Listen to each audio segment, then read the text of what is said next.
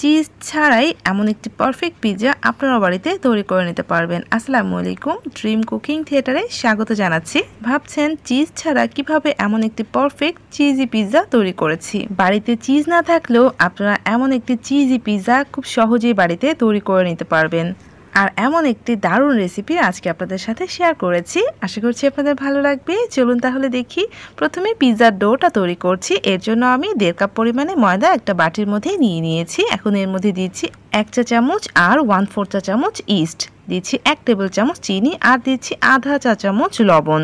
এখন সব শুকনো উপকরণকে মিশিয়ে নিচ্ছি। আমি 1.5 কাপ ময়দার জন্য 1 চা চামচ ইস্ট আর আধা চা চামচের অর্ধেক ইস্ট ইউজ করেছি। এখন এর মধ্যে পানি দিয়ে দিলাম, একদম হালকা গরম পানি হতে হবে। আমি 3/4 কাপ পানি দিয়েছি, অর্থাৎ 1 কাপের কিছুটা কম পানি দিয়েছি। তবে এই ডোটাকে আপনারা একটু নরম করেই তৈরি করবেন, তাহলে পিৎজাটা তুলতুলে নরম হবে। আমি খুব ভালো করে একটা চামচ দিয়ে মিশিয়ে নিয়েছি। এখন এর মধ্যে দিয়েছি 1 টেবিল চামচ সয়াবিন তেল। সয়াবিন তেলটা দিয়ে আবার খুব ভালো করে মিক্সড করে নিয়েছি।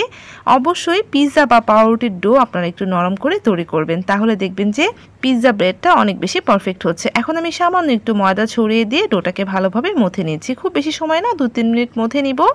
আর অল্প করে ময়দা ছড়িয়ে দিয়ে মথে নেব। যদি আপনাদের হাতে লেগে যায় তাহলে আপনারা একটু করে ময়দা ছড়িয়ে দিয়ে মথে নিতে পারেন। আর এই পর্যায়ে আমি আরও 1 টেবিল চামচ তেল দিয়ে দিলাম। ডোটা কিন্তু অনেকটা সফট হয়ে এসেছে। 2-3 মিনিট মথে নিলেই হয়ে যাবে, খুব বেশি সময় নিয়ে মথে নিতে হবে না। যখন এরকম একটু সফট হওয়া শুরু করবে তখনই কিন্তু মথে নিতে হবে না। দেখতে পাচ্ছেন ডোটা সফট হয়ে গিয়েছে। আমি সামান্য একটু তেল উপর দিয়ে গ্রিস করে দিচ্ছি। আর এভাবে একটু বলের মতো করে একটা প্লাস্টিক র্যাপ দিয়ে ভালোভাবে ঢেকে 1 ঘন্টার মতো রেখে দিচ্ছি। 1 ঘন্টা সময় লাগে না, আধা ঘন্টার মধ্যে এটা অ্যাক্টিভ হয়ে যাবে। আপনারা ঢাকনা দিয়েও ঢেকে রাখতে পারেন, তবে বাতাস ভিতরে ঢোকা যাবে না। আমি রেখে দিচ্ছি। আর এদিকে আমি হাড় ছাড়া মুরগির বুকের মাংস নিয়ে নিয়েছি। দেখতে পাচ্ছেন একটা পিৎজার জন্য আমি এরকম 2 পিস বুকের মাংস নিয়ে নিয়েছি, অনেক পাতলা করে কেটে নিয়েছি। এখন এর মধ্যে আমি দিয়ে দিচ্ছি 1 চা চামচ লেবুর রস, দিচ্ছি আধা চা চামচ কালো গোলমরিচের গুঁড়া, দিয়ে দিচ্ছি লবণ আধা চা চামচ, দিচ্ছি আধা চা চামচ লাল মরিচের গুঁড়া, দিচ্ছি 1 চা চামচ রসুন বাটা আর আধা চা চামচ দিচ্ছি আদা বাটা। রসুন বাটার পরিমাণটা একটু বেশি দিয়েছি। 1 চা চামচ দিয়েছি সয়া সস। এখন সব কিছুকে ভালোভাবে মিশিয়ে নিচ্ছি। খুব ভালো করে মিক্স করে নিয়ে আমি 15 মিনিট থেকে আধা ঘন্টার মতো ম্যারিনেটে রেখে দিব। তবে 15 মিনিট অবশ্যই ম্যারিনেটে রেখে দিতে হবে, চাইলে বেশি সময় ধরেও রেখে দিতে পারেন। আমি একটা ঢাকনা দিয়ে ঢেকে রেখে দিয়েছি। আধা ঘন্টা পরে ঢাকনাটা খুলে নিয়েছি। মাংসটা খুব ভালোভাবে ম্যারিনেট হয়ে গিয়েছে। আর খুব ভালোভাবে ম্যারিনেট হলে মাংসের টেস্টটা অনেক ভালো হয় আর মাংসটা খুব দ্রুত সফট হয়ে যায়। এখন আমি মাংসটা ভাজতে চলে যাচ্ছি। চুলায় প্যান বসিয়ে দিয়ে সামান্য একটু তেল দিয়ে দিয়েছি, খুব বেশি না, অল্প পরিমাণে তেল দিলেই হবে। এখন আমি চিকেনগুলোকে এই তেলের মধ্যে ভেজে নিব। আর চিকেনটা খুব দ্রুতই সফট হয়ে যাবে। যদি খুব ভালো করে ম্যারিনেট করে রাখেন তাহলে সফট হতে 10 মিনিটের মতো সময় লাগবে না। আর আমি চিকেনটাকে একটু বার্ন করে করে ভেজে নিব, অর্থাৎ একটু পোড়া পোড়া করে ভেজে নিব। এতে করে চিকেনের ফ্লেভারটা অনেক বেশি ভালো হবে। একটু এপিচ ওপিচ করে খুব ভালো করে লালচে কালার করে আমি চিকেনটাকে ভেজে নিচ্ছি।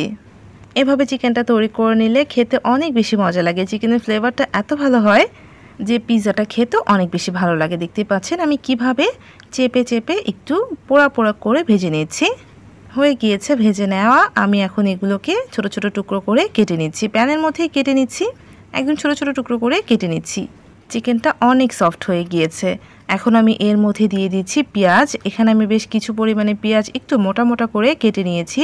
পেঁয়াজটাকে আমি 2-3 মিনিট এভাবে সটে করে নেব, খুব বেশি সময় ধরে ভাজবো না। এটা কাঁচা কাঁচা ভাবটা কিন্তু থাকতে হবে, একদম ভেজে নরম করে ফেলা যাবে না। জাস্ট 1 থেকে 2 মিনিট চুলার আঁচটা বাড়িয়ে দিয়ে ভেজে নিয়েছি। আমি নামিয়ে রাখছি। এখন আবারও প্যানের মধ্যে আমি 1 টেবিল চামচ দিয়ে দিয়েছি বাটার। আপনারা বাটারের পরিবর্তে ঘি ইউজ করতে পারেন, তবে তেল ইউজ করা যাবে না।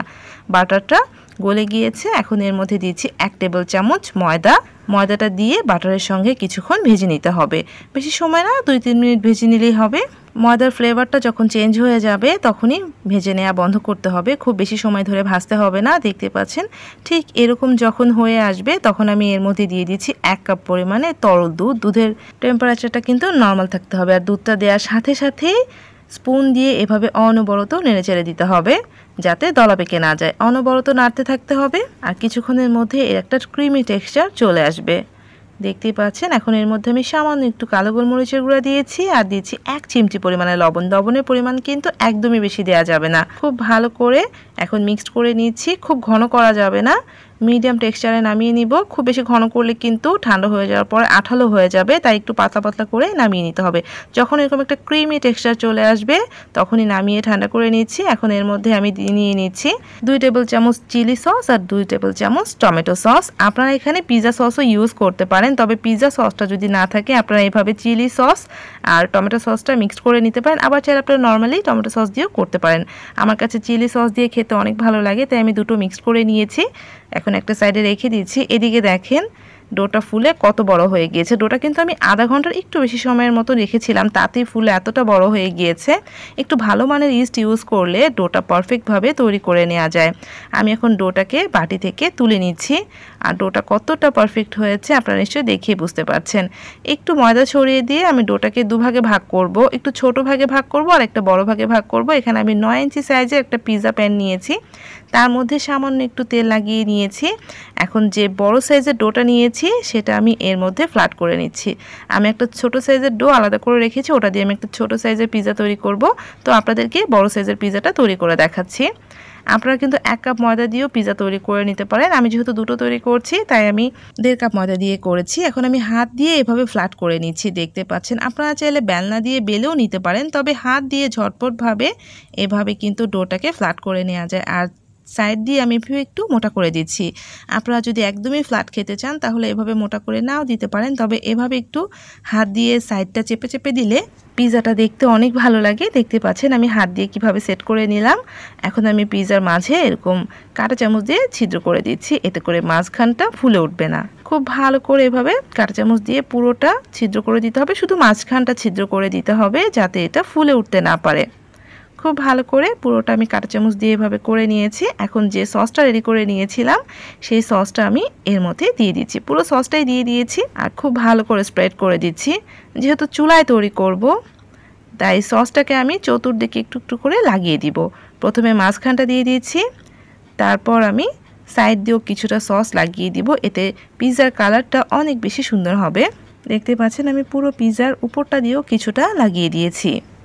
পুরো পিৎজার মধ্যে সসটা লাগানো হয়েছে। এখন যে হোয়াইট সসটা রেডি করে নিয়েছিলাম সেই সসটা আমি এর উপর দিয়ে খুব সুন্দরভাবে দিয়ে দিচ্ছি।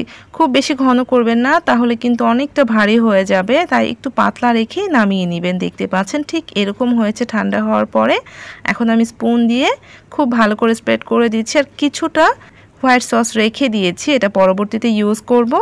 খুব ভালো করে ফ্ল্যাট করে দিচ্ছি, পুরোটা ঢেকে দিয়েছি। এখন যে চিকেনটা রেডি করে নিয়েছিলাম সেই চিকেনটা চতুর্দিকে এভাবে ছড়িয়ে দিয়েছি। এই চিকেনটা খেতে খুবই মজা।